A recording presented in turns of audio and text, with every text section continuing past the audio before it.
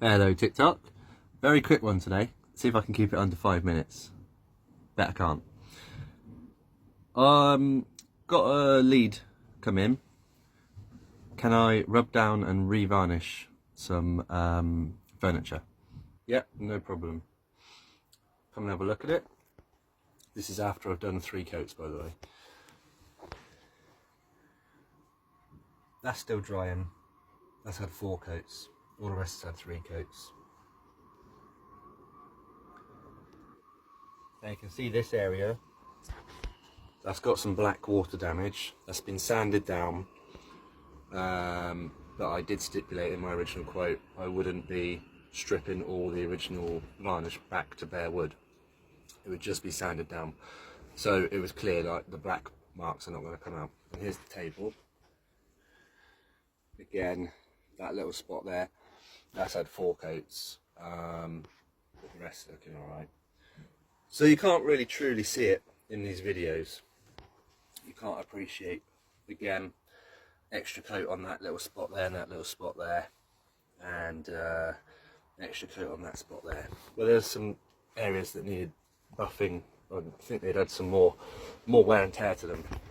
So was asked to rub down and revarnish. Quoted, light sand to provide a key for the new layers of varnish. Original varnish won't be stripped back to bare wood. Obviously you can see there's a lot of other wood in here, little bits of trim going right round. So obviously it was important that I wasn't stripping these couple of small areas back to bare wood because I didn't want to change the colour. That's the reason that I thought the inquiry came in, that there was water damage to some areas, sun damage, some of the varnish was flaking, and obviously further damage could then be created.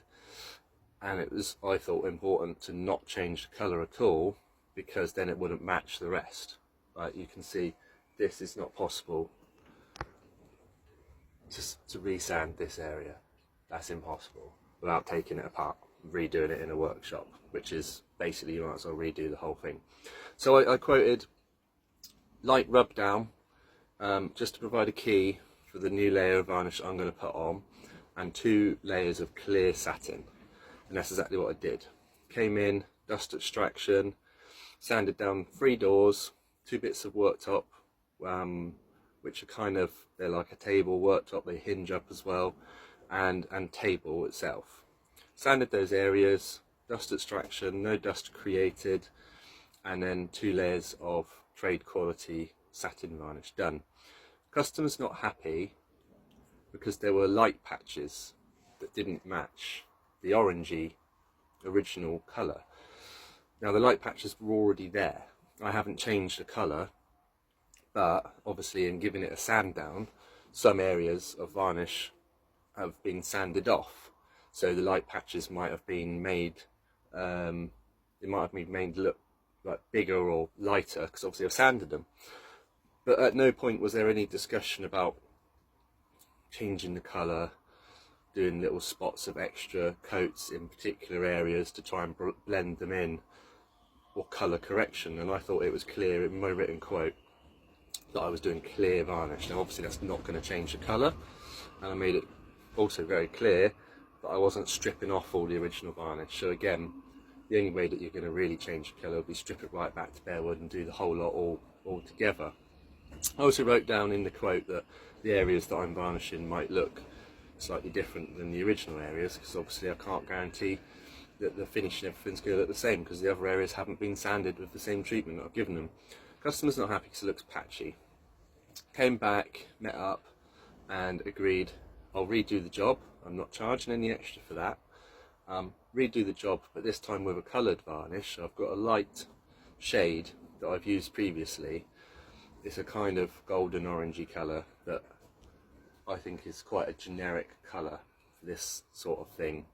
It's quite a generic colour, and it's a very light colour varnish that I've got that I hope will not make these areas that I'm doing, I don't want to make them look darker than these areas, and even there, because I'm obviously not doing those. I don't want the bits that I'm doing to look darker.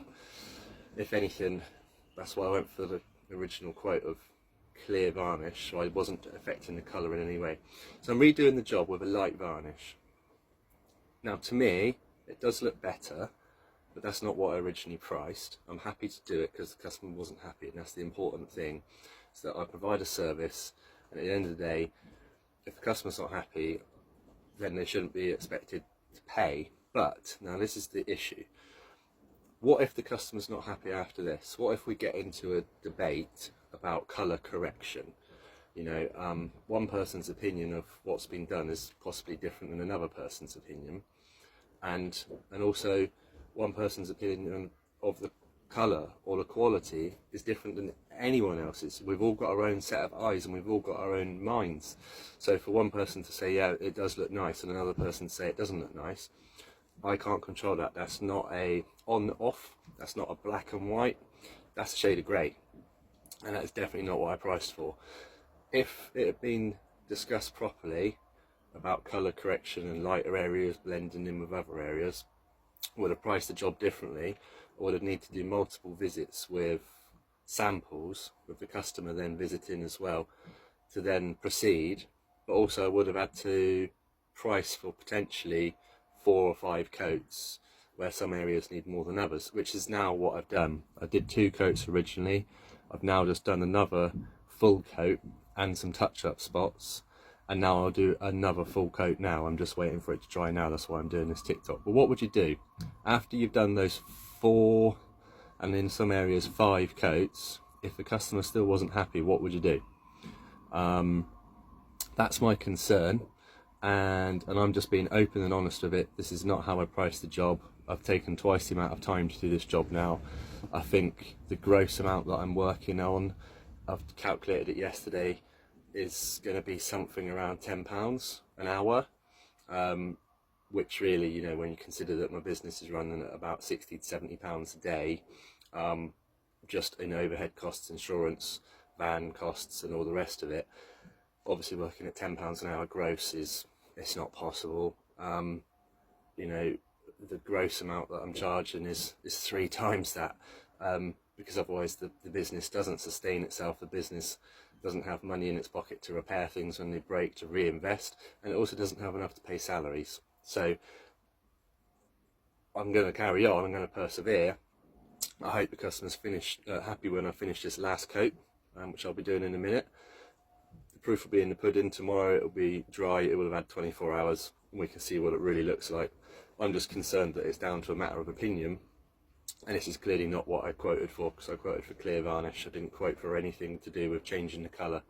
For me, that's black and white. Like, I've gone over and above now. I've gone the extra mile. I've done the job twice. I've tried to correct the colour. I'm just concerned that after this there might still be a difference of opinions, and I obviously can't continue to work on this. You know, if I came back and did another day, I think my rate would probably drop to about £2 an hour or something. It would just get unsustainable. It already is unsustainable. But I just want to reiterate and finalise, it is always Upcycle Interiors' stance that a job should be completed to the customer's satisfaction. It's just unfortunate in this case that what has been written in the quotation and the customer's expectations are 2 different things at the end of the day. What would you do?